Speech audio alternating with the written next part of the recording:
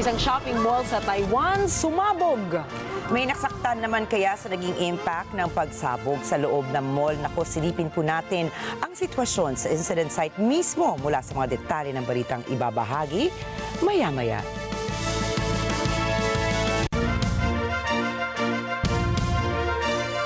Magandang gabi. Ako po si Rikki Mathay. Ako si Rikki Alagao Flores. Ito ang mata ng Agila International. Para naman sa mga headlines ngayong araw ng Huwebes. Mas mababang medical bill ng mga pasyente target ng PhilHealth. China nagparamdam sa joint military drills ng Pilipinas, Estados Unidos at Canada sa West Philippine Sea. US President Donald Trump tumawag kina Putin at Zelensky para isulong ang pagtatapos ng Russia-Ukraine war. At 139 stranded na mangingisda na iligtas mula sa isang ice floe sa Russia. At ating silipin ang mga larong itinampok sa PS5 State of Play ngayong Pebrero.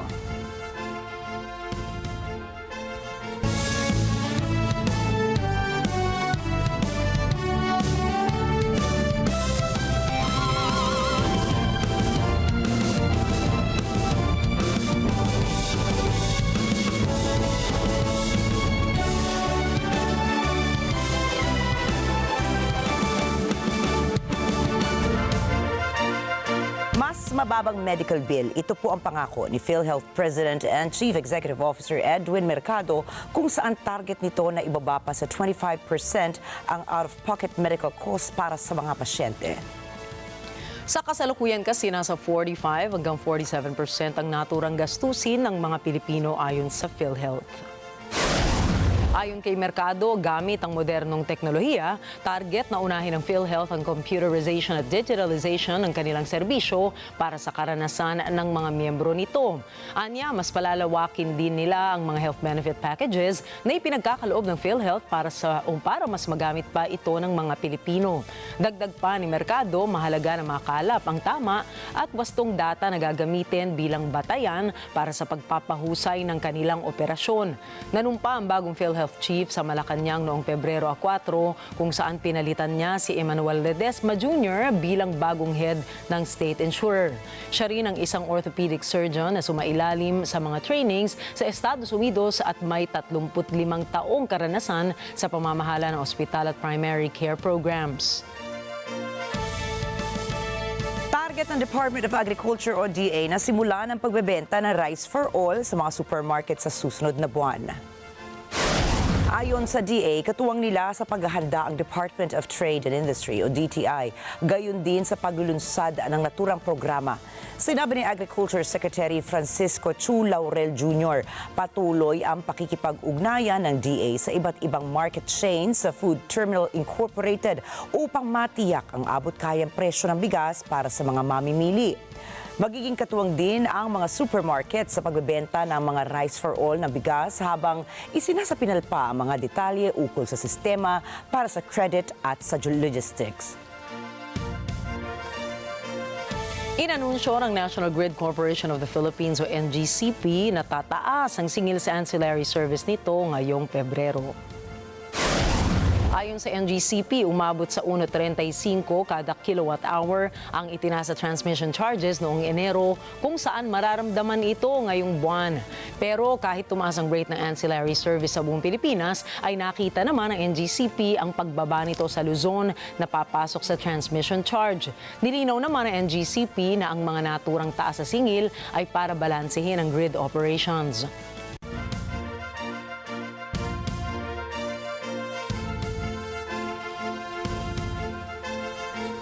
Inanunsyo ng pamunuan ng Metro Rail Transit Line 3 na wala silang ipatutupad na taas pasahe ngayong taon.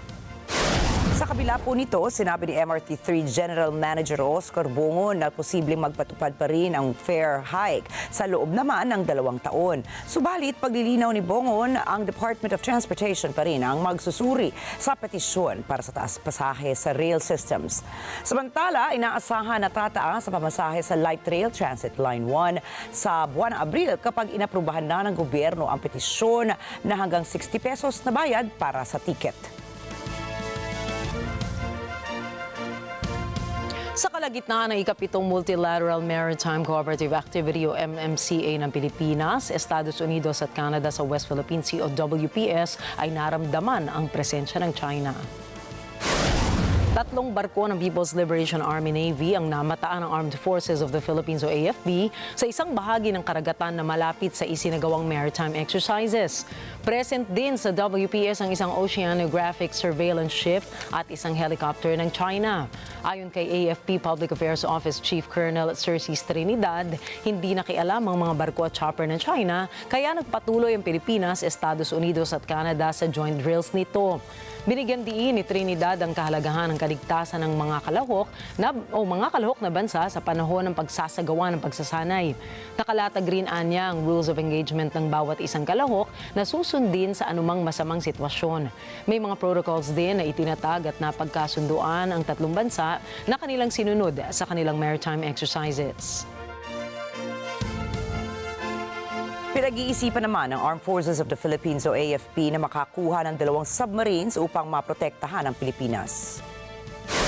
Sinabi ni AFP Chief General Romeo Browner Jr. kailangan ng pamahalaan ang lahat ng uri ng assets at umaasa ang AFP na makakamit ito sa itinakdang panahon. Subalit, kailangan anya ng pondo para makamit ang mga layunin na nakapaloob sa Horizon 3 na modernization program ng AFP. Gayunpaman, naghahanap pa rin ang AFP ng iba pang mga mapagkukunan dahil limitado anya ang pondo ng gobyerno. Isa sa tinitingnan ni Browner ay ang local and foreign financing. Nakikipag-ugnayan na rin anya ang AFP sa Bankers Association of the Philippines upang mapondohan ang mga asset na kailangan ng Pilipinas. Ayon sa Climate Risk Index Report o CRI 2025 ng German Watch, ang pagbabago ng klima ay hindi isang problema sa malayong hinaharap. Climate change is already happening now and the Philippines is living in it. Ipinakita ng CRI ang Pilipinas bilang ika-10 bansa na pinakaapektado ng matinding panahon sa nakalipas na 30 taon. Ipinaliwanag ng mga mananaliksik na ang Pilipinas ay tinamaan ng maraming bagyo sa bawat taon sa pagitan ng 1993 hanggang 2022. 372 extreme weather events sa nila ang naranasan ng Pilipinas at nagdulot ito ng halos $34 billion na halaga ng pinsala sa loob ng 30 taon. Partikular na tinukoy ng CRI ang Super Typhoon Yolanda na nanalasa sa Pilipinas noong taong 2013 kung saan umabot sa 7,000 ang namatay. Nag-iwan din ito ng mga pinsala na umabot sa halagang $13 billion. Samantala nanguna sa listahan ng Dominica, China at Honduras habang ang Myanmar naman ay nasa ika-4 na pwesto. Ang Italy ay sumampa sa ika-5 pwesto. Kasama rin sa most affected country by extreme weather events in last 30 years list ang India, Greece, Spain at Vanuatu. Dagdag pa ng CRI, lahat ng bansa sa buong mundo ay naapektuhan ng matinding panahon. Nakaranas ang mga ito ng matitinding pagbaha, malalakas na bagyo, tagtuyot at extreme heat wave.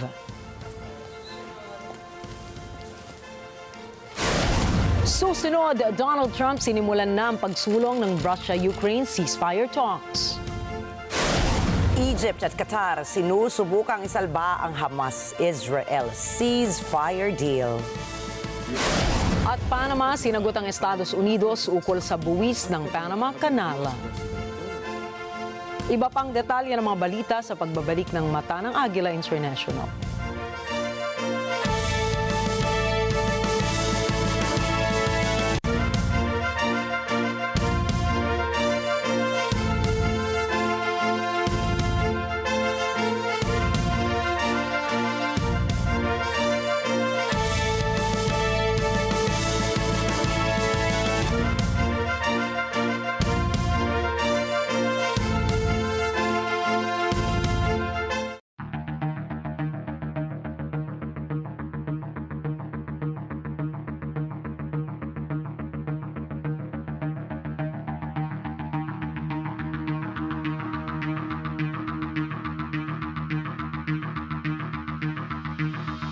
Alam namin ang iyong pagsisikap. Dama namin ang iyong mga sakripisyo. Kita namin ang pagharap mo sa bawat pagsubok. Kaya sa kabila ng mga hamon ng buhay, nandito kami para umalalay. Kasi katulad mo, Gusto rin namin ang magandang bukas para sa kanya. Hatid namin ang dekalidad na edukasyon at makabagong pasilidad sa abot kayang halaga. Kaya huwag ka nang mangamba. Sasamahan ka namin tuparin ang mga pangarap niya.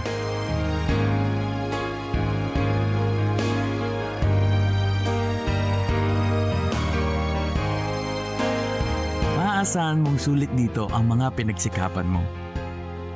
Sa aming mga makabagong pasilidad at sistema ng edukasyon. Mailalabas natin ang aking talino at mga kakayahan niya. Kahit sa munting halaga, makakasiguro ka na makakasabay siya sa mabilis na pag-ikot ng mundo. Sa new era, karamay mo kami sa bawat hamon. Kaagapay mo kami sa bawat hakbang. Kasama mo kami sa bawat ngiti at tagumpay.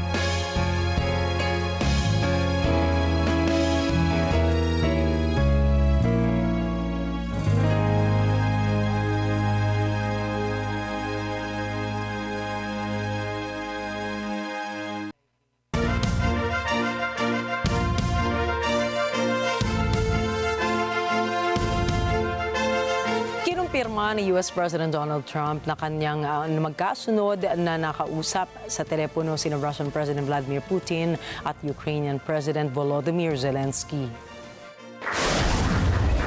We had a very good talk with, people didn't really know what President Putin's thoughts were, but I think I can say with great confidence he wants to see it ended also. That's good. And we're going to work toward getting it ended and as fast as possible. We had a great call, and it lasted for a long time, over an hour this morning.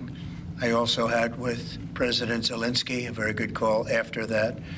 And I think we're on the way to getting peace. I think President Putin wants peace, and President Zelensky wants peace, and I want peace. I just want to see people stop getting killed. Sinabi ni Trump na naging mahaba at produktibo ang pag-uusap nila ni Putin. Nagkasundo ang mga ito na simulan na ang negosasyon para matapos na ang kaguluhan. Sa Russia naman ay pinagdiriwang ng iba't ibang pahayagan ang naturang pag-uusap ng dalawang presidente kung saan tinawag nila ito bilang isang historic event. Политологи, военные эксперты и экономисты по всему миру анализируют телефонный разговор Владимира Путина и Трампа. Это главная тема практически всех мировых СМИ. Лидеры России и США затронули почти все ключевые вопросы от украинского кризиса до энергетики и обмена заключенными. Весьма продолжительный и не менее долгожданный. В последний раз они говорили еще в июле 2020-го, когда нынешний 47-й президент США был еще президентом 45-м. Ну а 46-й Джо Байден, как и демократическая администрация в целом, все контакты фактически заморозила. И точно не по инициативе Москвы. Так что нынешняя беседа без преувеличения и пафоса. Событие историческое. Matapos ang ilang minuto ay sunod na tinawagan ni Trump si Zelensky kung saan pareha sa mga lider na nais na matigil na ang matagal na kaguluhan. Sa isang press conference ay sinabi ni Zelensky na ikinatuwa niya ang naging usapan nila ni Trump at natanggap din niya ang mga hinaing ni Putin ukol sa gyera sa pagitan ng dalawang bansa. Inaasahan din umano ng presidente ang magaganap na pakikipagpulong ng negotiating body sa Munich kasama ang Trump team. На цьому тижні будуть деякі люди із команди президента Трампа серйозні у нас в Україні до ще Мюнхенської конференції. Потім буде Мюнхенська конференція, у мене буде там ряд зустрічей із віце-президентом. Також будуть зустрічі із командою президента Трампа.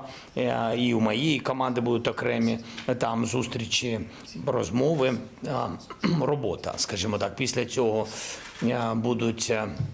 буде продуктивна робота і в Україні з колегами із Сполучених Штатів Америки. Також наші команди працюють над нашим діалогом, нашою зустрічю між мною і президентом Трампом. Він говорив про це. Мені здається, що в цьому немає ніякого секрету. Питання, коли це буде, можливості обох сторін. А те, що вони спілкуються, подивимось. Хто, як і чи це так. Sa kabila nito ay tila malamig ang naging sagot ni US President Trump ukol sa pag-uusap ng Kiev at Washington, kung saan sinabi din ni Trump na sa pagtatapos ng kanilang pag-uusap ay wala siyang ipinangako sa Ukraine. What about Ukraine? Did you commit to go to Ukraine? No, I haven't. I haven't committed to Would go you to go? Ukraine. I would think about going. Yeah, I'd think about it. No problem. Dagdag pa nito, hindi na niya nakikita ang kahalagahan ng pagsali ng Ukraine sa NATO. Tila nawala ng kumpiyansa nito sa presidente ng Ukraine.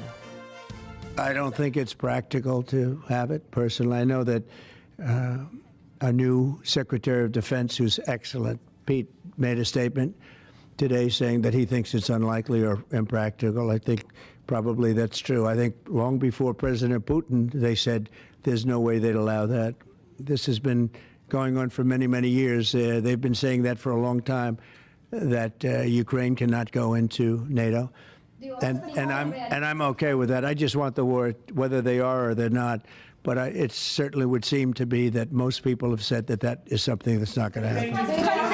Are you freezing out President Zelensky of this process a bit? Isn't there a danger of that? No, I don't think so. As long as he's there, but you know, at some point you're going to have elections too. You're going to have an election.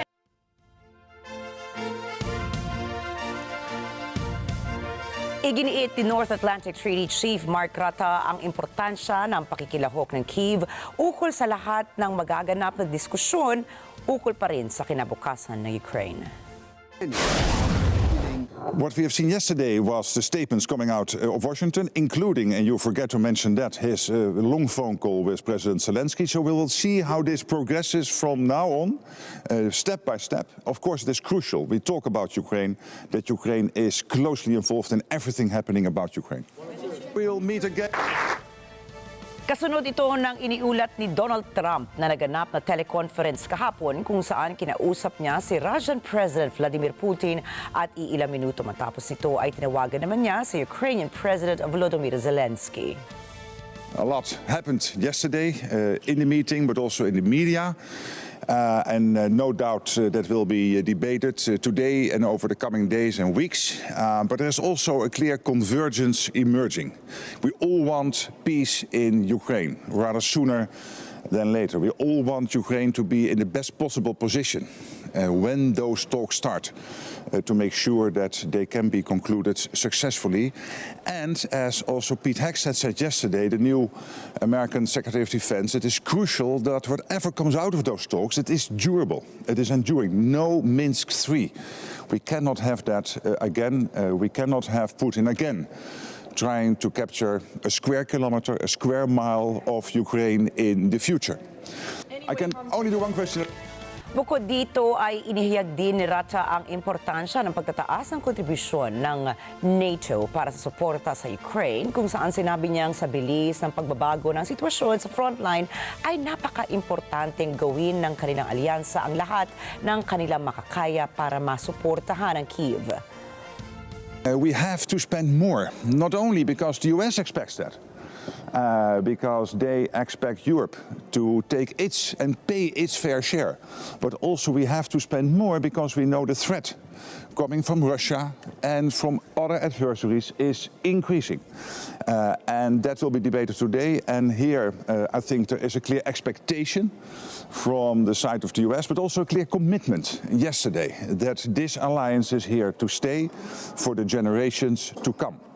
Much. We'll meet again. Sinagot naman ni Swedish Defense Minister Pal Johnson ang pahayag ni Trump kung saan sinabi nitong hindi na niya nakikita ang halaga ng pagsali pa ng Ukraine sa naturang alyansa.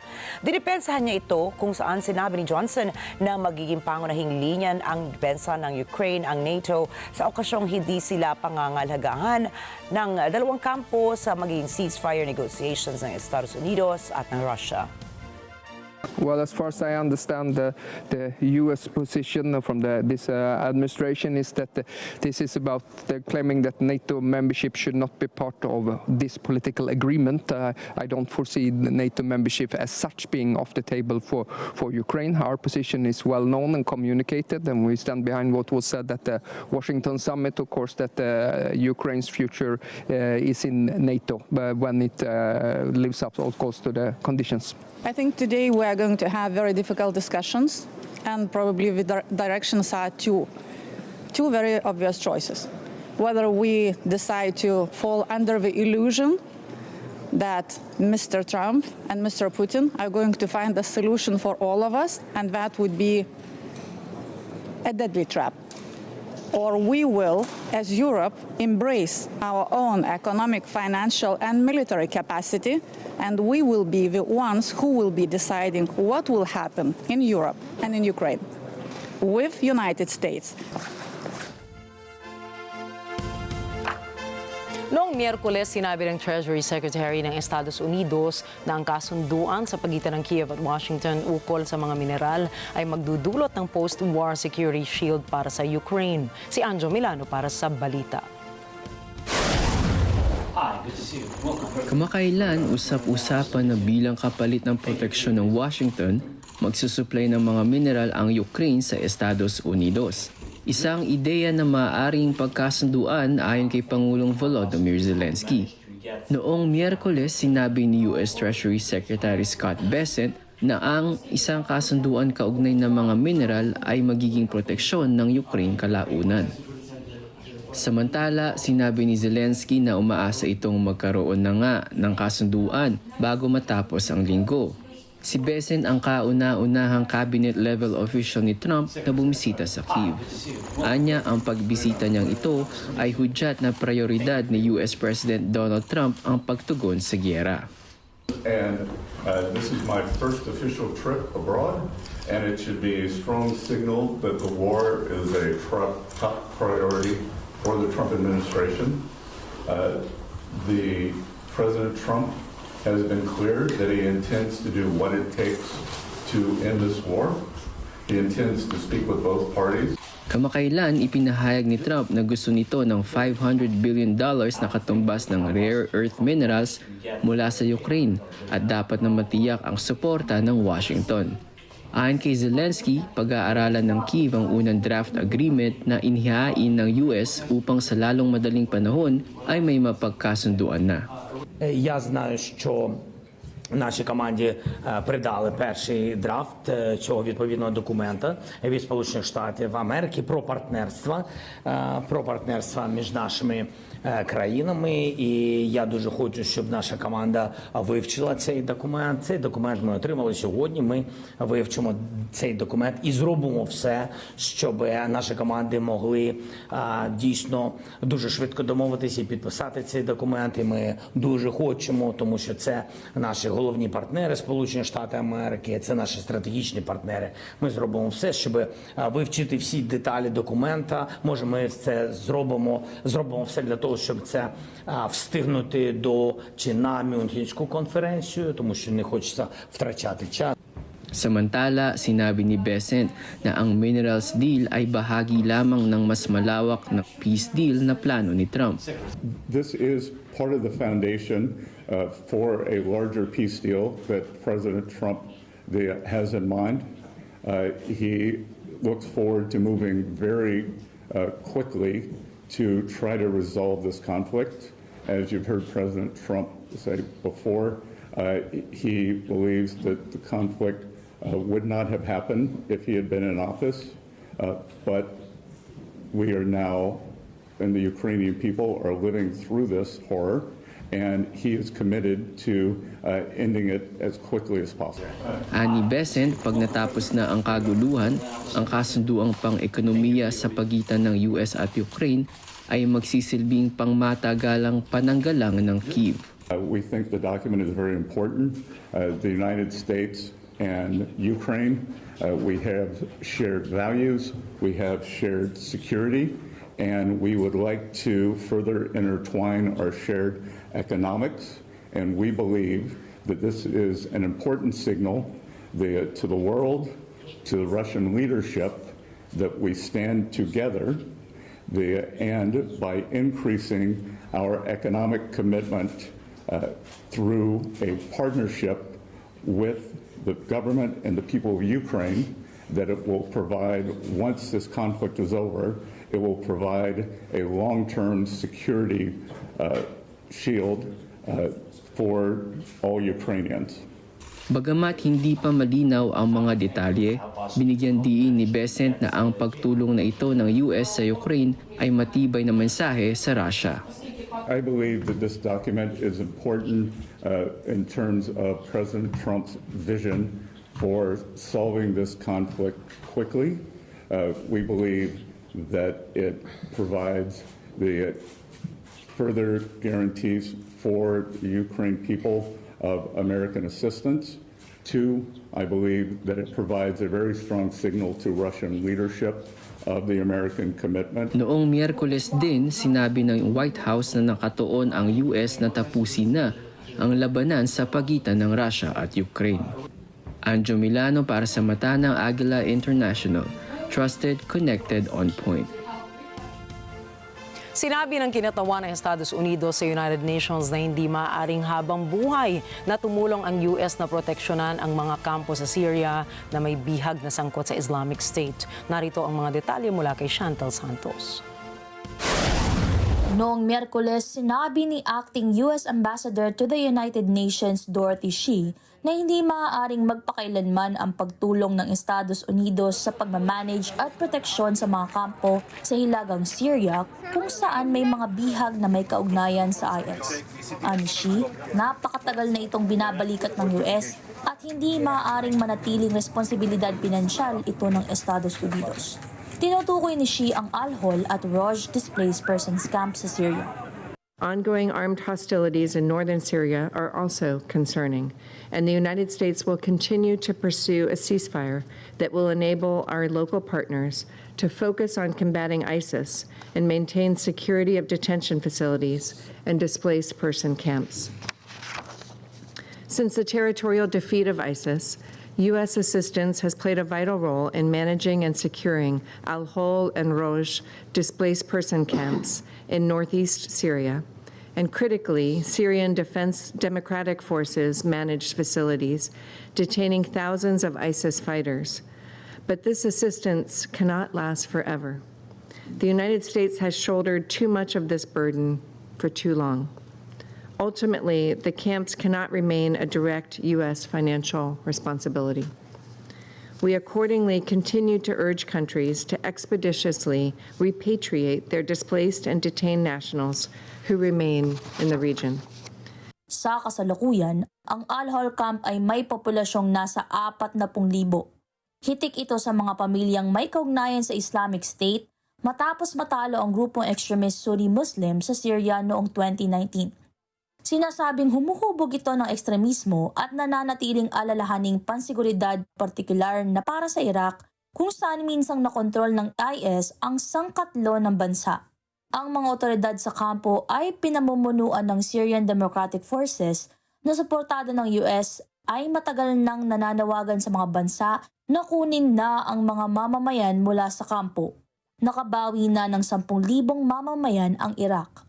Subalit sinasabing tila kakaunting bansa sa kanluran ang may interes gumaya rito. Ayon sa camp authorities, sa mga nasa kampo, halos 16,000 ang Syrians. Samantala, isang pag-uusap sa pangunguna ng US at France ang pinaplano ukol sa kinabukasan ng SDF.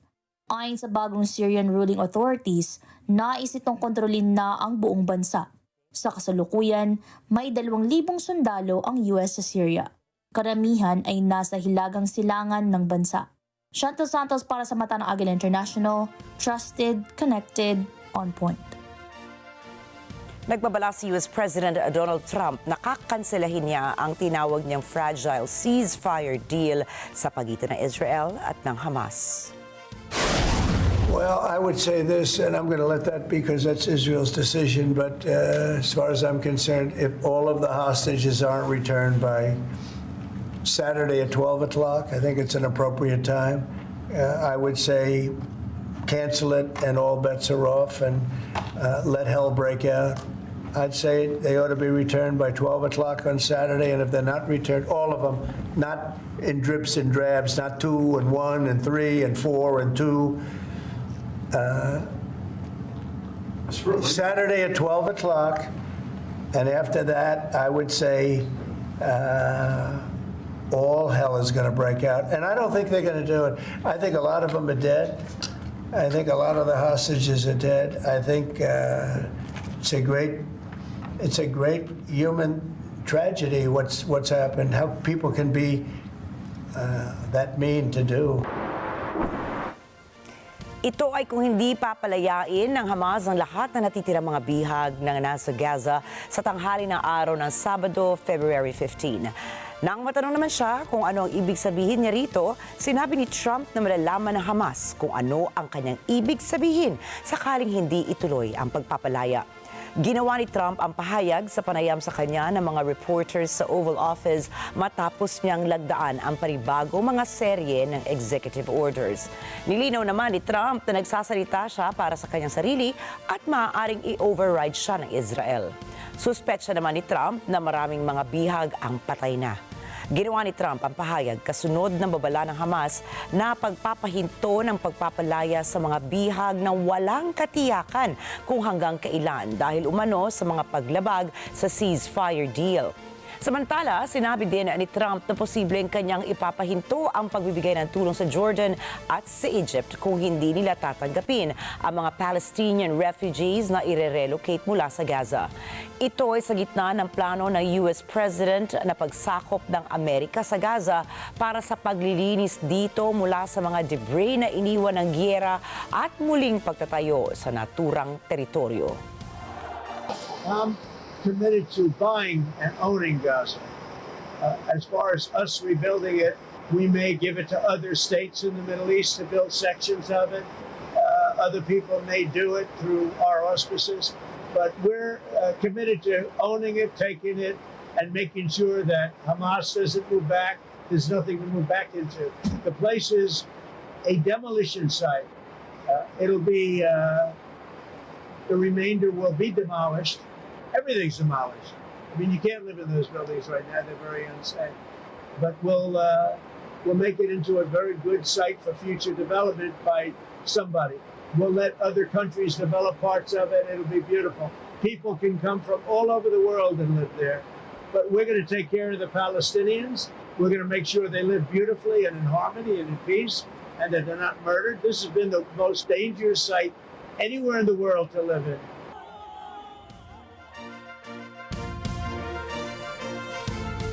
Lalong pinaigting ng Egypt at Qatar ang dedikasyon ng mga ito upang maisalba ang ceasefire at maiwasan ang pagtaas ng tensyon sa pagitan ng Hamas at ng Israel. Getting information in real time and relaying it in real time is very consequential to maintaining the deal. If there is any breakdown of communication throughout, this would risk the whole deal collapsing. And this is why our negotiators are constantly engaging with their counterparts on both ends and making sure that they have the information in real time and assessing that information, validating that information, relaying it to the other side, whether it has to do with aid going in, it has to do with displaced people movement, it has to do with troop movement on the ground, with clear skies, with the exchange of prisoners and hostages. Communication is the key word here to make sure that we maintain the momentum that has been started by the ceasefire. Naghahanap ang mga mediators ng solusyon para matiyak ang balansing implementasyon ng kasunduan. Nais din ng dalawang bansa na maiwasan ang anumang pagtaas ng tensyon. Tuloy-tuloy rin ang ginagawa nilang high-level communications para maibalik ang kasunduan. The process of negotiating for phase 2 is supposed to start on day 16, but we are trying to trigger it as soon as possible. I'm hoping that next week I will start engaging with the Israelis to hopefully get to the start for phase 2, and I believe that it's very important that we get this deal until the last phase and getting everyone back, plus ending the war and permanently. It needs a good faith to start engaging in that,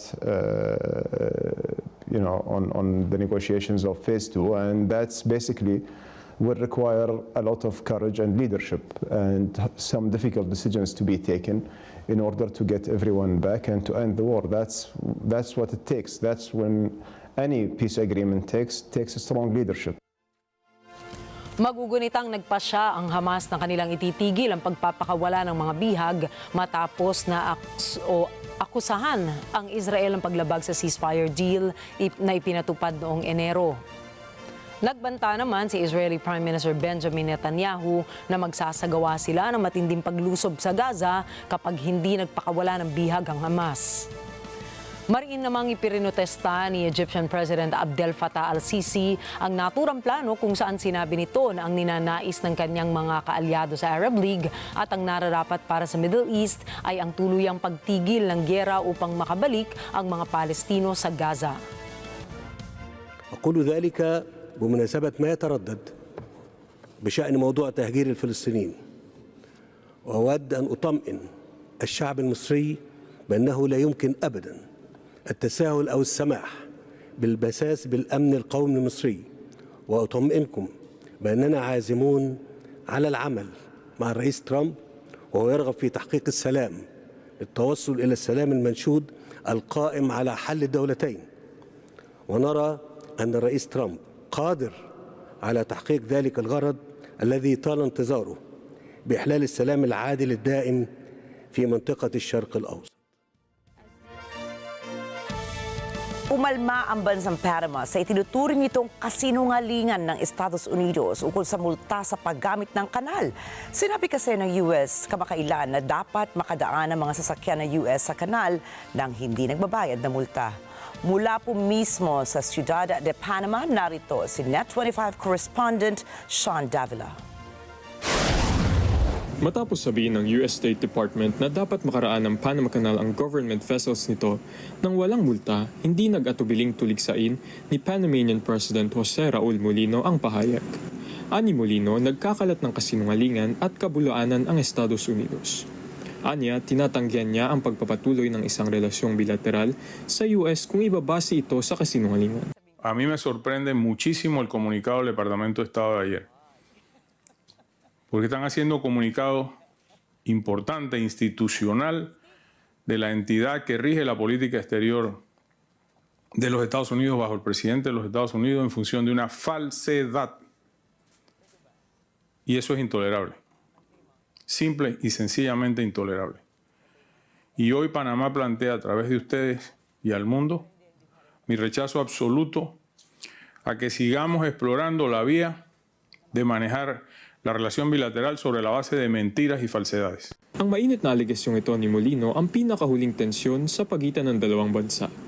Nagkaignagan na kasi ang dalawa mula nang sinabi ni US President Donald Trump na ang Panama Canal ay kinokontrol ng China at dapat na ibalik sa Estados Unidos.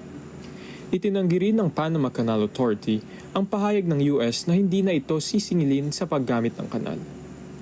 Inakusahan ni Trump ang Panama ng pagmumulta ng labis upang magamit ang kanal, ang pinakabisi sa mundo. Ani Mulino, inabusuhan niya ang embahada ng Panama sa Washington na umaksyon ukol dito. Acabo de hablar con el embajador José Miguel Alemán, informándole lo que iba a hacer esta mañana, para que adopte ya pasos en firme respecto de desmentir esta situación que yo creo que no ha sido para nada agradable, porque en todo momento he conducido esto como deben conducirse las relaciones exteriores entre los países, de buena fe. Samantala, kinumpirma ni Mulino na nagbigay ito ng mga dokumento na umalis na sa Belt and Road Initiative, isang malawak na global infrastructure plan na pinangungunahan ng Beijing. Subalit, itinanggi nito ang desisyon ay batay sa hiling ng US. Nuestro embajador en Beijing presentó el documento correspondiente de acuerdo al convenio de anunciar la cancelación con 90 días antes, creo que dice el convenio. Así que esa es una decisión que tomé. Inmediata. ¿Ah? Inmediata, entonces. Sí. Además, yo no sé qué animó en su momento a quien firmó eso con China. Me someto al escrutinio de ustedes. ¿Eso qué ha traído para Panamá en todos estos años? ¿Cuáles son las grandes cosas que esa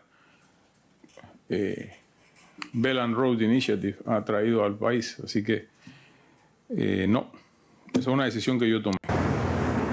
Sean Davila para sa mata ng Agila International, trusted, connected, on point. Nais naman ni US President Donald Trump na ibalik ang mga plastic na straw. Ayon Ayon kay Trump, hindi naman daw gumagana ang mga paper straws kaya nilagdaan niya ang isang executive order na naglalayong hikayatin ang kanyang gobyerno at mga mamimili na bumili ng plastic straws. Next, this is an executive order relating to the use of paper straws. As you've consistently identified, nobody really likes paper straws. Number one trending. Can you believe it? A paper straw was number one trending for 3 days or something. We're going back to plastic straws. These things don't work. I've had them many times, and on occasion they break, they explode.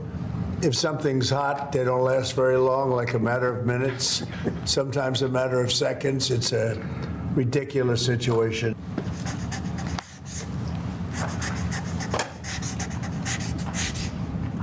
Ni Trump ay kabaliktaran ng ginawa noon ni dating US President Joe Biden. Para kasi kay Biden, dapat gumamit ng single-use plastic dahil isang crisis ang plastic waste.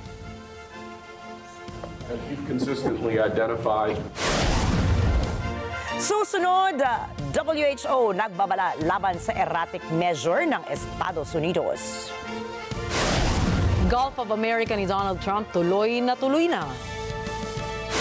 At gamers, inaabangan na ang pagbabalik ng PlayStation State of Play. Mga detalye po ng mga balitang yan at iba pa sa pagbabalik pa rin ng Mata ng Agila International.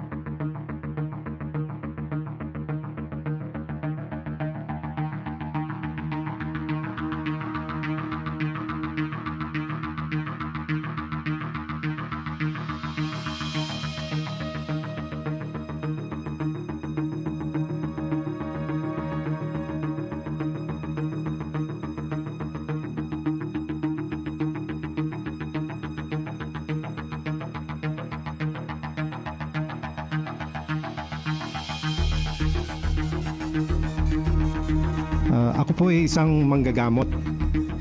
So sanay po ako na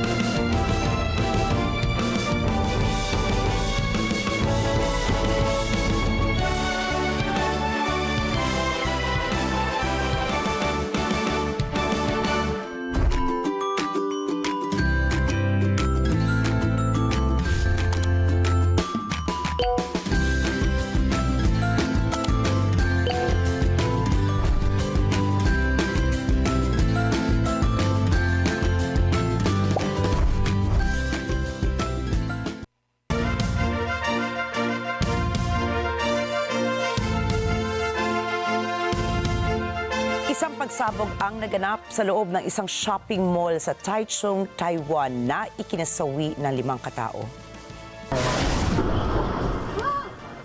20 naman ang nasaktan sa nasabing insidente habang nasa 235 katao o 235 na katao ang inilikas mula sa gusali at perimeters ng lugar. Ayon sa National Fire Emergency or Agency ng Taiwan, naganap ang pagsabog na pinaniniwalaang nagmula sa isang gas leak sa ginagawang food court sa 12th floor ng gusali. Nag-deploy ng higit sa 130 fire tenders ang naturang fire agency para sa rescue operation sa mall. Inalerto na ni Taiwanese President Leighton ang mga government agencies para rumisponde sa insidente. Nakikipag-ugnayan na rin ang Taiwanese Health Ministry sa mga medical resources para sumaklolo sa mga nasaktan sa nasabing pagsabog.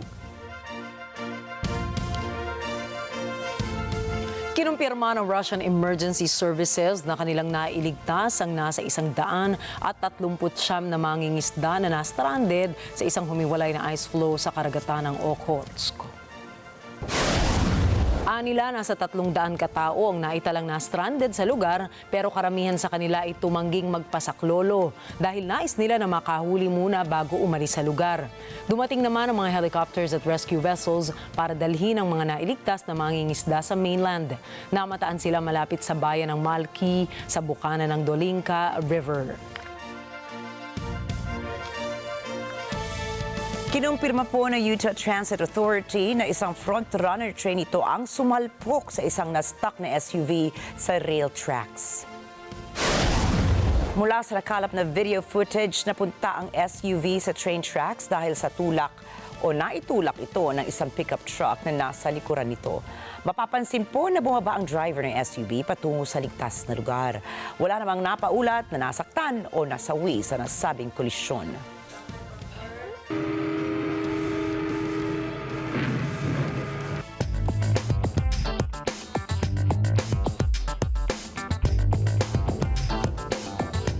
Kasunod ng executive order na nilagdaan ni U.S. President Donald Trump ay ginawang Gulf of America ng Apple ang pangalan ng Gulf of Mexico sa Maps apps nito. Ang renaming na ito ay ginawa ng Apple pagkatapos i-update ng U.S. government ang official map nito. Bukod sa Apple ay in-update rin ng Google Maps at pinalitan ng Gulf of America ang Gulf of Mexico. Pinuri naman ng mga Republicans ang mabilis na pagsunod ng Google kay Trump at kinastigo nila ang Apple dahil hindi ito agad sumunod sa utos ni President Trump. Lumubo po ang presyo ng mga bilihin sa Estados Unidos nitong buwan ng Enero sa antas na pinakamataas sa loob ng higit isang taon. At ayon po sa mga eksperto, pagpapatunay lamang ito na hindi nagmamadali ang US Federal Reserve na bawasan ng interest rates sa Estados Unidos. Ashley Sakmar po para sa report. Noong Miyerkules, tumalon ng 0.5% ang US Labor Department's Consumer Price Index para sa nakaraang buwan. Ito ay pinakamalaking pagtaas mula Agosto 2023. Dahil dyan, naitalang 3% ang taas ng taunang inflation rate ng bansa kumpara sa prediksyon ng mga ekonomista. Ang pagtaas ng presyo ng mga bilihin ay sinasabing babala sa tulak ng Administrasyong Trump na patawan ng taripa ang imported goods. Ang dagdag taripang ito ay naasahang magiging dahilan ng inflation batay sa pahayag ng mga ekonomista.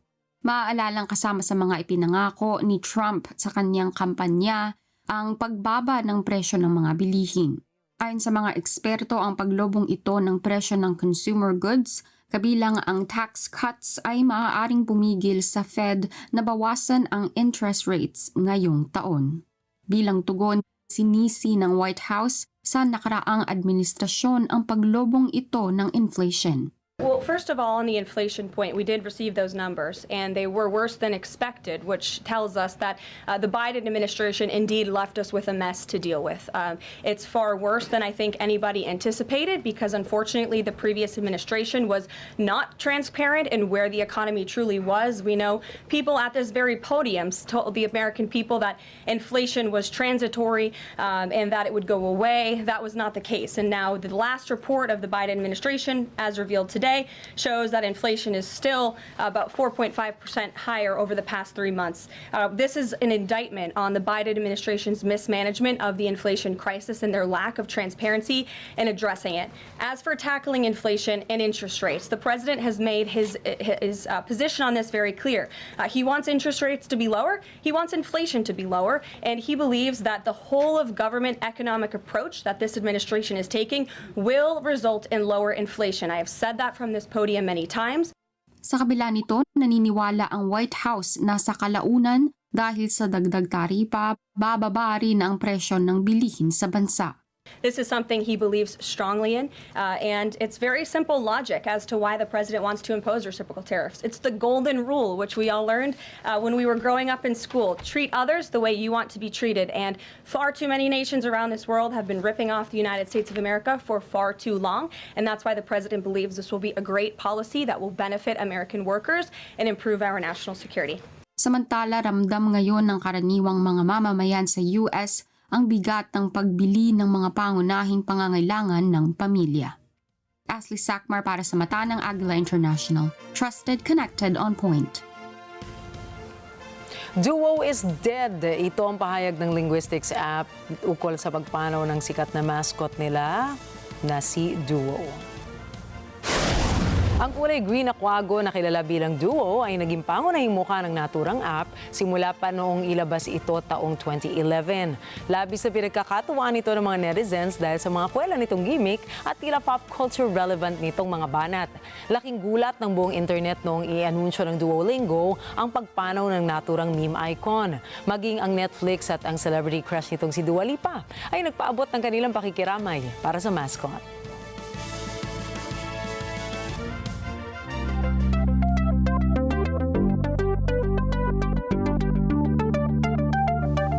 And gamers, this is for you dahil ilabas na po ng PlayStation ang mga dapat abangan na mga larong ilalabas ng PS5 sa kanilang State of Play event.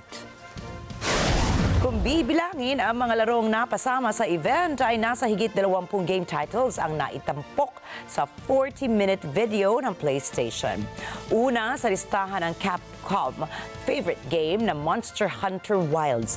Napasama rin sa State of Play ay ang dalawang Sega games na Shinobi Art of Vengeance at Sonic Racing Crossworlds. Nagbabalik naman sa tainga ng mga gamers ang panibagong laro ng Digimon franchise na Time Stranger. At mula rito ay inilabas rin sa event ang mga sequels ng mga hack and slash games katulad ng Lies of P Overture at Metal Gear Solid Delta Snake Eater. Naglabas din ng panibagong entry ang Five Nights at Freddy's sa ilalim ng panibagong title na Secret of Mimic. Kahit marami ang inaasahang laro na ilalabas sa PlayStation, ay nabigo naman ang prediksyon ng ilang mga gamers dahil wala sa listahan ang Assassin's Creed Shadow. Mapapansin din na nakafocus ang State of Play event ng PlayStation sa maliliit na titles katulad ng Dreams of Another ng Q Games. At dahil dito, naniniwala ang ibang mga kritiko na isang pahabol ito ng PlayStation kontra sa anunsyo ng Nintendo na bago nitong Switch 2.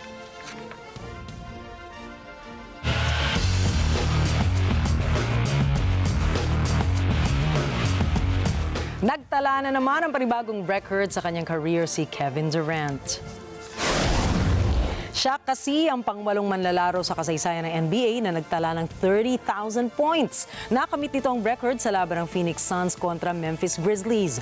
Ang 36 anyos na Suns forward ay kabilang nasa listahan na pinangunahan ni LeBron James, Kareem Abdul-Jabbar, Karl Malone, Kobe Bryant, Michael Jordan, Dirk Nowitzki at Wilt Chamberlain na nagtamo ng naturang career milestone. Mayroong 27 point per game average at 52% career shooting splits ang all-star forward na si Durant. Kasama sa career achievements si Durant ang pagiging two-time NBA champion, two-time Finals MVP, NBA MVP, 15-time All-Star, Rookie of the Year at kasama sa NBA's 75th anniversary team. Itinuturing ni Durant na isang karangalan ng mapabilang sa nasabing record. At nagtapos sa ika-4 na pwesto ang pambato ng Pilipinas sa figure skating na sina Isabella Gamez at Alexander Corofin. Nakakuha sila ng pinagsamang score na 155.62. Kabilang rito ang 55.63 points sa short program at 99.99 score sa free skate. Nakuha ng Japan ang bronze habang silver medal naman ang nakuha rin ng North Korea. At sina Ekaterina Gainish at Dmitry Shigerev ng Uzbekistan naman ang nag-champion. Ito po ang pangalawang beses sa sumampa sa ika-4 na pwesto ang Pilipinas ngayong 9th Asian Games sa Harbin, China.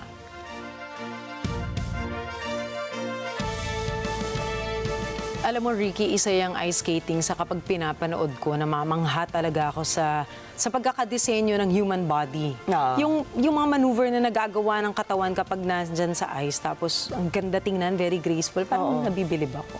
At saka syempre, di ba, yung mga outfits nila, alam ba, considered pala yan as one of the best dressed na sporting events sa mundo. Ayan. So, ayan si Direk Mal, so pinakita niya paano gumalaw. Paano ba gumalaw? Pinakita niya. Nangaamba. Diba, kukunan po natin ng special feature. Yung mga Pilipino rin, mag-umpisa tayo dito sa Net 25, starting with Direct Mounts, kung paano ba gumalaw ang human body. Tama. Ayan. Pero di ba, mapaproud ka naman talaga. Ay, Nung bata ka ba? At di ba, wala tayong yelo dito. Yun, So, that's what I was about to say. Oo. Ibig sabihin, ganun mo ka gustong matuto at gumaling, di ba, dun sa sport. At nung bata ako, hindi. Alam mo, medyo may pagkalampa ako. So, pero di ba, parang wishful thinking lang. Parang ganda siguro na matutunan, di ba? Ay, oo. Pero I never got around to learning it either. Sinubukan ko naman, pero talagang hindi talaga. Mahusay ako sa napakaraming bagay, maliban siguro sa So, di ba, pag ganun, parang forgivable na may isa kang hindi mo kaya. Oo, pwede na. Meron tayo dito ha, pero syempre hindi natin i-google nyo na lang po. Pero yung meron dito yung parang for beginners. Mga pa-ice skating. Mga pa-ice skating. Sinubukan ko naman kasi nung mga baby pa yung mga anak ko, yan, magagaling yan. Sila talaga napunta sa kanila lahat. Parang natural lang sa kanila, no? Tinry ko may bear. May bear doon para sa mga babies. Oo. In fairness, doon ako.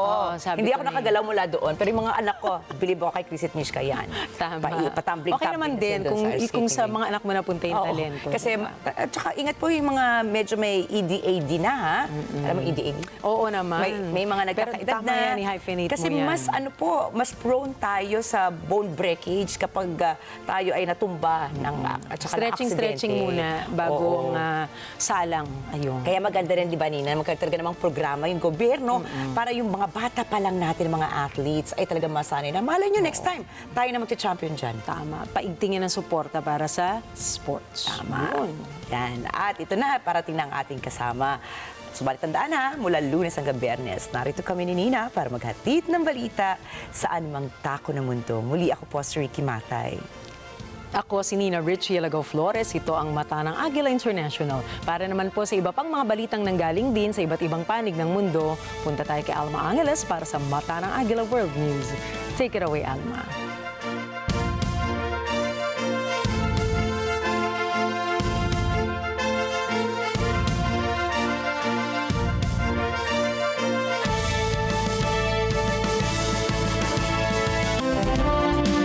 Thank you, Nina and Rikki. Good evening, everyone. I'm Alma Angeles for Net 25 World News. On tonight's headlines. A car drove into a crowd in Munich today, injuring several people, according to police, as the southern German city prepares for a top-level security conference due to be attended by U.S. Vice President J.D. Vance and Ukrainian President Volodymyr Zelensky. U.S. President Donald Trump announced he held calls with Russian and Ukrainian leaders today, expressing optimism about peace prospects, even as European allies and Ukraine stress that any negotiations must include strong security guarantees for Kiev. And I think we're on the way to getting peace. I think President Putin wants peace, and President Zelensky wants peace, and I want peace. I just want to see people stop getting killed. And the news starts now.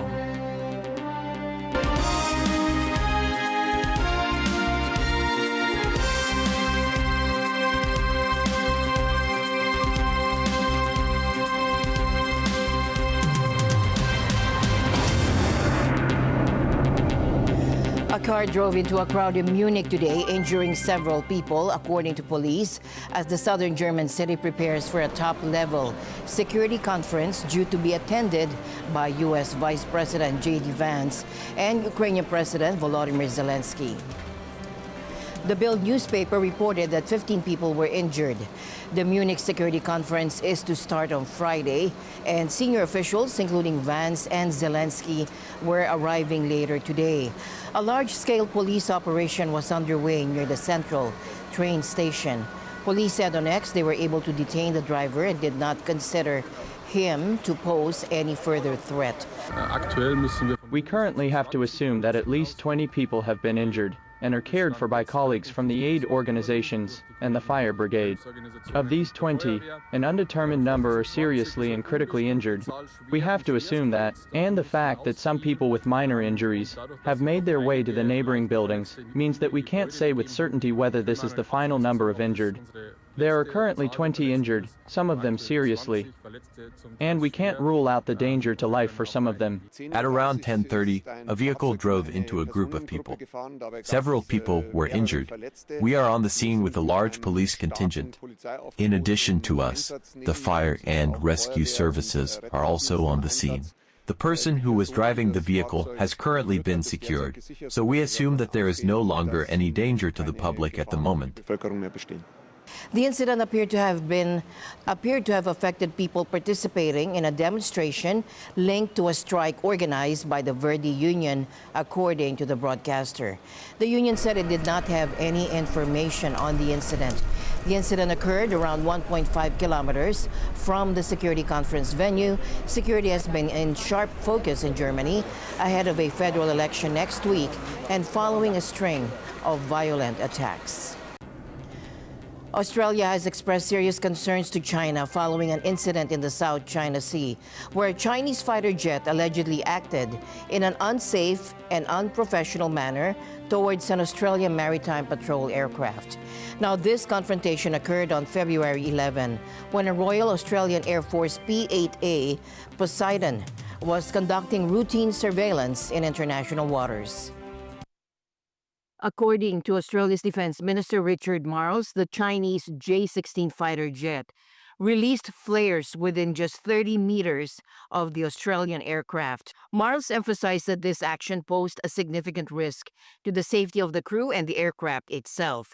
He stated, "That is an action that we've declared as being unsafe," and confirmed that Australia has raised its concerns with Chinese officials both in Canberra and Beijing.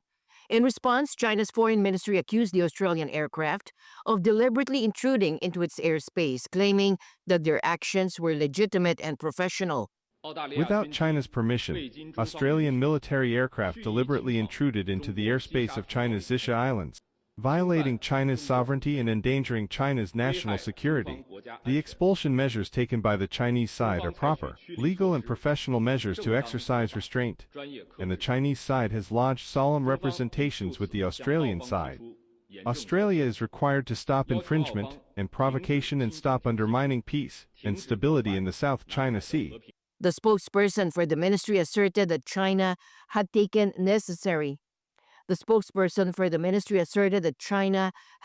necessary measures during the encounter.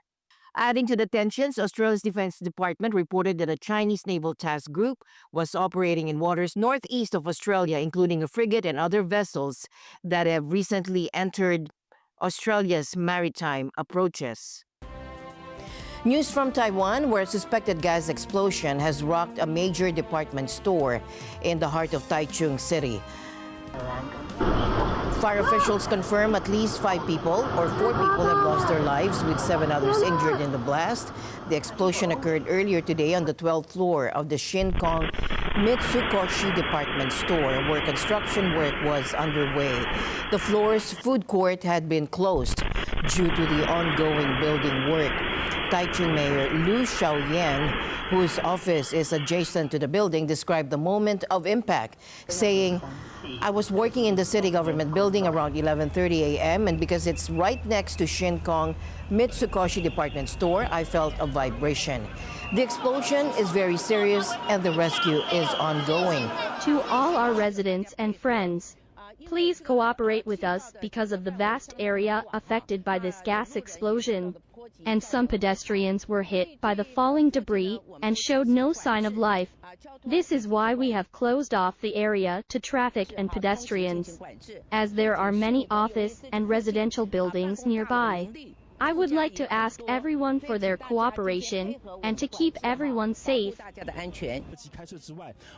The blast has affected a wide area of the city center, with at least 1 passerby among the casualties. Local authorities are urging people to avoid the area. A front-runner train collided with an SUV in Leighton, Utah on February 4 after the vehicle was pushed onto the tracks by a pickup truck. The Utah Transit Authority reported that the crash occurred at 1000 South Angel Street, and video footage shown here was released on February 11.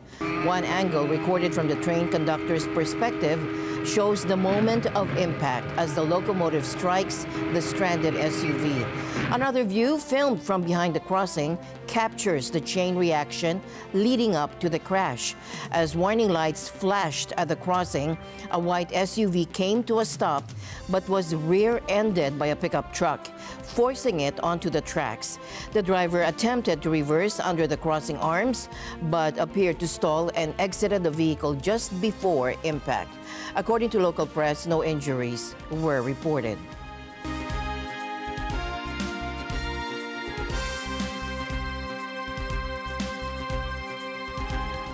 U.S. President Donald Trump announced he held calls with Russian and Ukrainian leaders today, expressing optimism about peace prospects, even as European allies and Ukraine stress that any negotiations must include strong security guarantees for Kiev.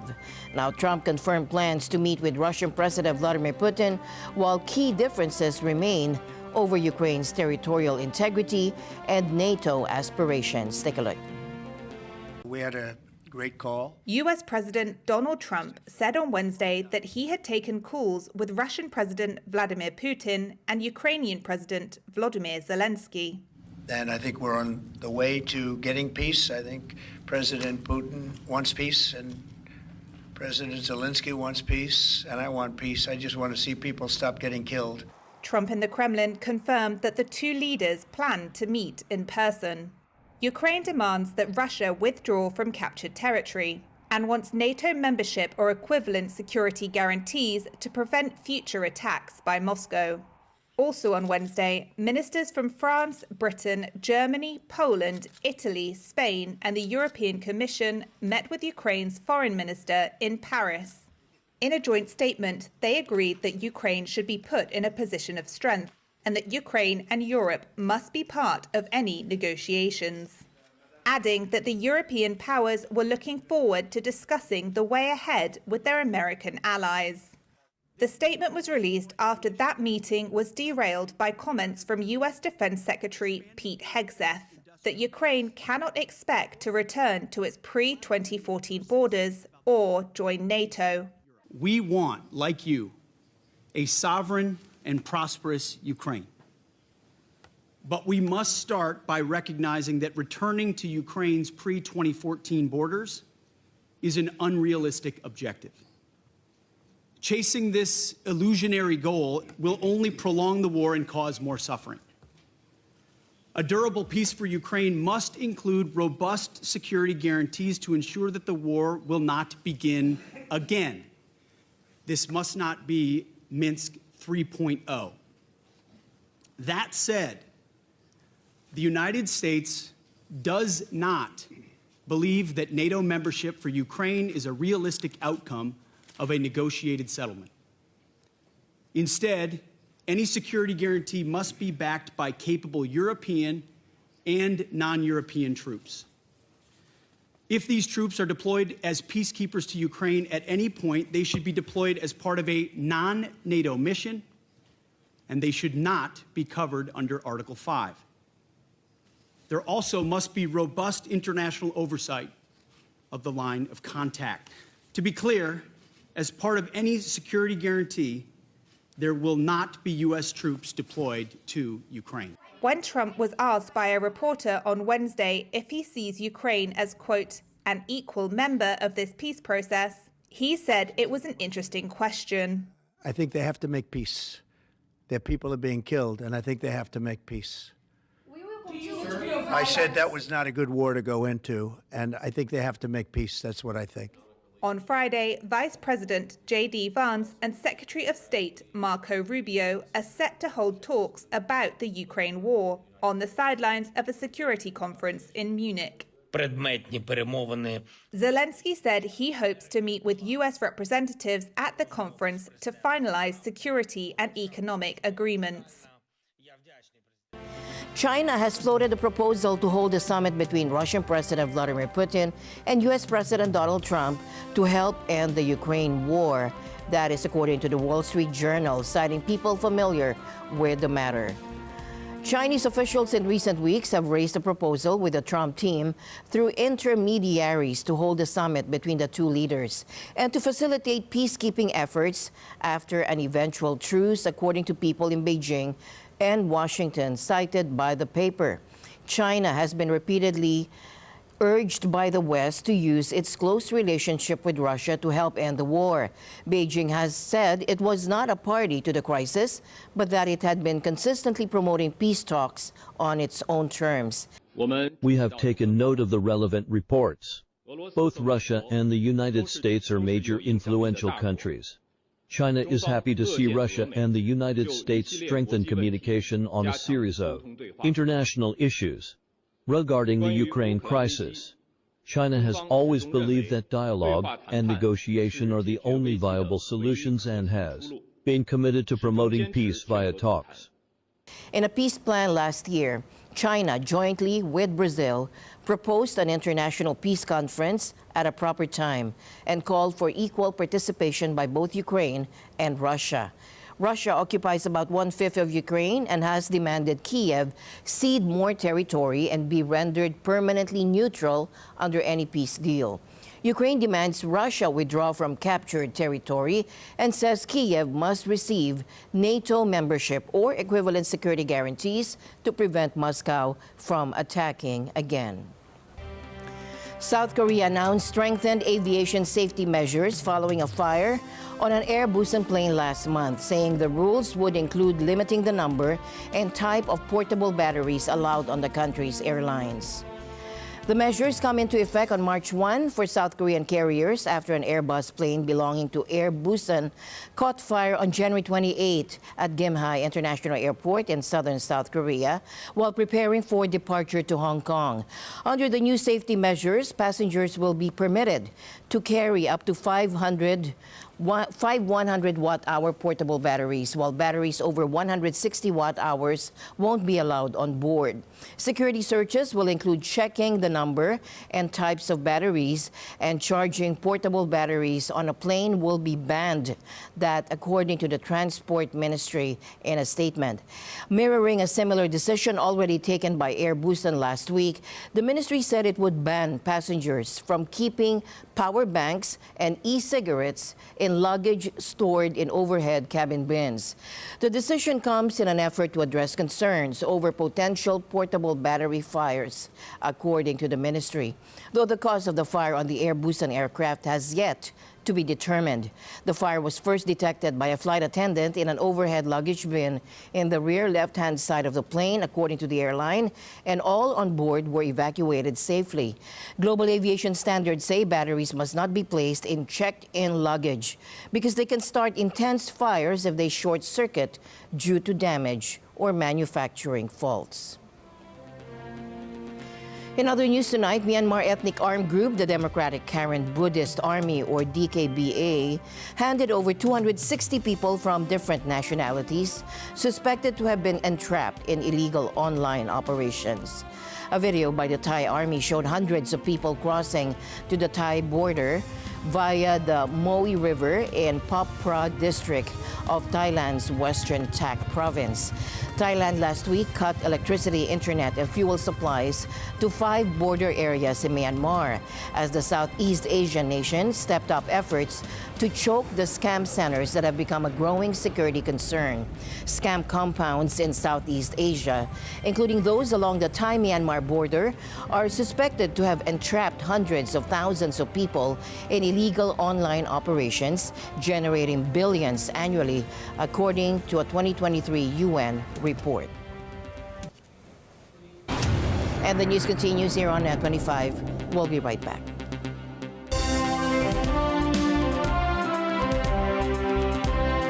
Ngayong Sabado sa Motorcycle Republic. Sobrang technical, sobrang hindi mo inaasahan idadaan mo yung motor sa mga ganong klaseng ruta. Hirap.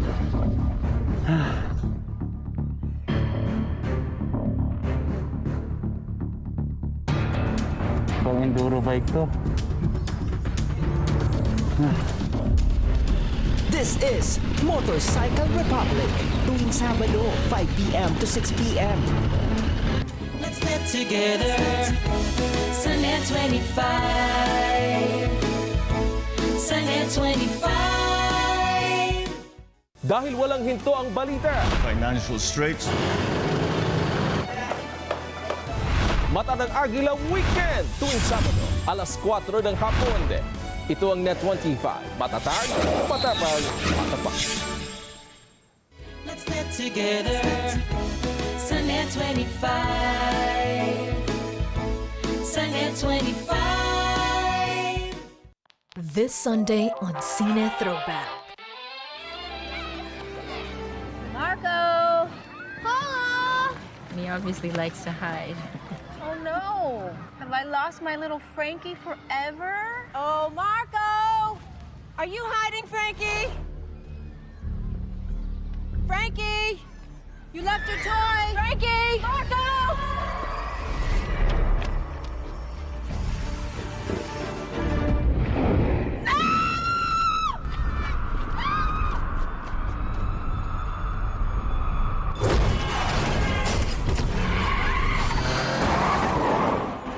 I'm right here, sweetheart. I'm not letting you go. I will never let you go.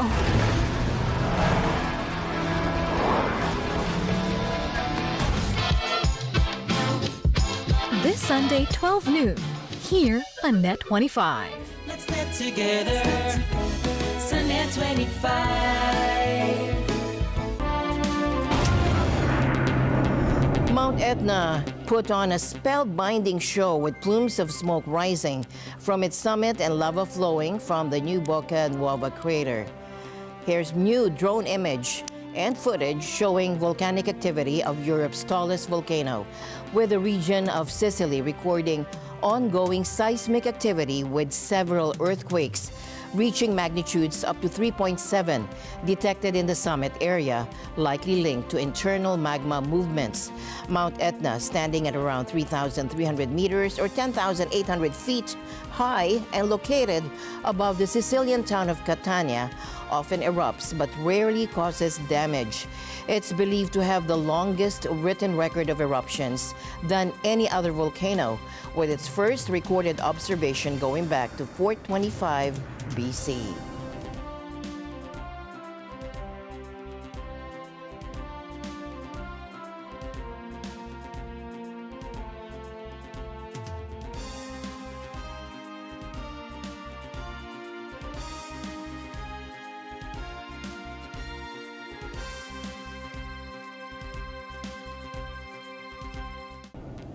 Tech entrepreneur Elon Musk has announced that his latest AI chatbot, Grok 3, is nearing completion and is set to be released within the next week or two. Speaking at the World Government Summit in Dubai, Musk highlighted Grok 3's advanced reasoning capabilities. Take a look. Well, I mean, Grok 3 has very, very powerful reasoning capabilities. In the tests that we've done thus far, Grok 3 is outperforming anything that's been released that we're aware of. We're really in the final stages of polishing Grok 3. Probably it gets released in about a week or two, so pretty soon. It's a week, maybe 2 weeks. I think it'll be very good. And I think this might be, we think it'll be better than anything else. And then maybe this might be the last time that any AI is better than Grok. I think the evidence is there in that OpenAI has gotten this far while having at least a sort of dual profit, non-profit role. What they're trying to do now is completely delete the non-profit. And that seems really going too far. He also shared his perspective on the future of artificial intelligence, suggesting that machine intelligence will eventually surpass human intelligence.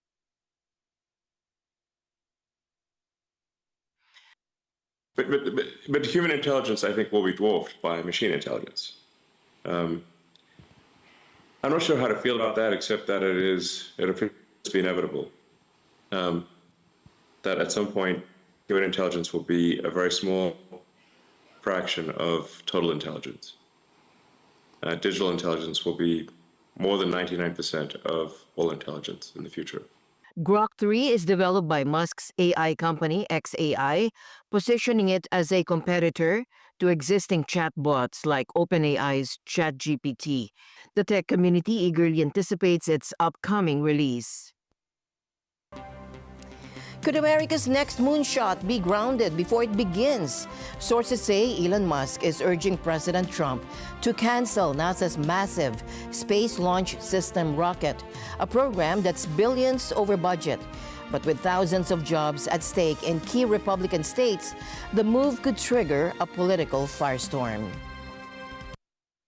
It's supposed to take American astronauts back to the moon, but NASA's giant new rocket has been dogged by delays and cost overruns. Now the Space Launch System, or SLS, could be a target for Elon Musk as he seeks government cost savings on behalf of Donald Trump. But will he really try to cancel it? Musk has been a regular critic of the SLS, calling it outdated. He says thinking about the rocket makes him sad. The SLS is years behind schedule and way over budget. Now it's estimated each launch could cost up to $4 billion, and the rocket can't be reused. Rivals, including the so-called Starship being developed by Musk's own firm, SpaceX, are cheaper and can be reused. Ex-astronaut Garrett Reisman has served as an advisor to SpaceX. When we launch a rocket, typically the cost of the fuel is 1 or 2% of the total cost of the mission. If you look at an airliner, the fuel cost is over 90% of the cost of that mission. Starship, because it's 100% reusable, has the promise to get us more like that airliner, right? Where the cost of the fuel is actually the major cost of the launch. The SLS finally made its first flight in 2022. It took an uncrewed NASA space capsule on a trip around the moon. And the space agency says the SLS is vital to its plan to return astronauts to the lunar surface within a few years. Supporters like former astronaut Bob Cabana say it's the only operational rocket big enough to do the job.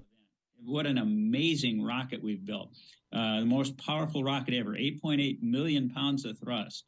With those 5-segment solid rocket motors and those 4 RS-25 engines, absolutely amazing. If Musk does want to cancel the SLS, it may become a test of just how powerful he now is. The rocket program supports some 28,000 US jobs, concentrated in the Republican strongholds of Alabama and Texas. It's built by major contractors Boeing and Northrop Grumman. All that gives it friends in Congress. Cancellation would also upend NASA's race with China, which has targeted a moon landing in 2030. Musk would also probably face accusations of a conflict of interest if scrapping SLS benefited his own firms. And that could mean the final decision lies with Trump himself. SLS supporters reckon he won't cancel the rocket, if he wants to be president when America next lands on the moon. And story from the frontiers of space, one that has astronomers worldwide keeping their eyes on the skies.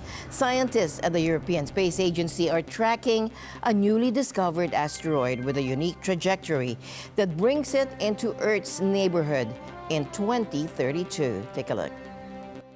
Scientists are monitoring an asteroid that has a chance, albeit small, of hitting Earth. But there's no need to panic, at least not just yet. Asteroid 2024 YR4 has an almost 99% chance of safely passing Earth on December 22nd, 2032. It's currently moving away from the planet, but will return in 2028. And a possible impact cannot yet be entirely ruled out. That's why, since it was first identified as a threat in December of last year, it's being closely monitored by the European Space Agency. Here's Juan Luis Cano of the ESA's Planetary Defense Office. Let me tell you, the most likely scenario is that by the time we lose sight of the object in April this year, the impact probabilities will have lowered enough not to worry about this object anymore. However, there are still some small chances that it will remain in our risk list. And when we come back when it will come back in 2028 and we reobserve it, at that time, it will have been so much time enough for us to determine whether, let's say, it will be impacting or not completely. So it will be a 0 or 100%. Although the density and makeup of the asteroid is not yet known, it's estimated to be travelling at around 15 times the speed of a high-velocity bullet. The impact velocity, which will be in the order of 17.3 kilometers per second at the moment of the possible impact, and the density of the object, which we don't know. So for that, we have to do some, let's say, estimates. Let's say the amount of energy that would be released, taking into account those uncertainties, could range between 5 to 50 megatons. As of January 29th, the European Space Agency estimates the probability that the asteroid will hit Earth on the 22nd of December 2032 to be 1.2%. Scientists are set to meet to discuss Earth's response if the asteroid's impact probability remains above the 1% threshold, which could include crashing a spacecraft into it to deflect it off course. And with that, we end tonight's broadcast. As we close tonight, let's remember that in times of crisis, kindness knows no boundaries. From our newsroom to your world, this is Alma Angeles for Net 25 World News. Good night.